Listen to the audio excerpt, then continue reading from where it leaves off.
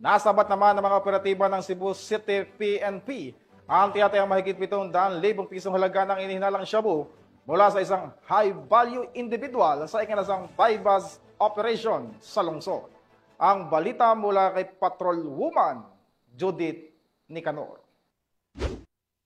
Nasamsam ng kapulisan ng Cebu City ang higit 700,000 halaga ng hinihinalang shabu mula sa high-value individual na suspect sa isinagawang bypass operation ng mga otoridad sa Sitio Nazareth, Barangay Buhisan, Cebu City nito lamang nakaraan. Kinilala ni Police Major Michael John M. Arandia, Chief ng City Drug Enforcement Unit, Cebu City Police Office, ang high-value individual na suspect na si alias Dave, 22 anyos na residente ng Sitio Nazareth, Barangay Buhisan, Cebu City. Batay sa ulat ng pulisya, bandang 8:30 ng gabi na ikinasa ng mga operatiba ang naturang operasyon na nagresulta sa pagka-aresto ng suspect at pagkasabat ng 3 plastic packs ng hinihinalang shabu na may timbang na 106 grams at 720,800 pesos na standard drug price, bypass money at coin purse. Kasalukuyang nasa kustudiya ng Cebu City Police Office Custodial Facility ang suspect at maaharap sa kasong paglabag sa Republic Act 9165 o Comprehensive Dangerous Drugs Act of 2002.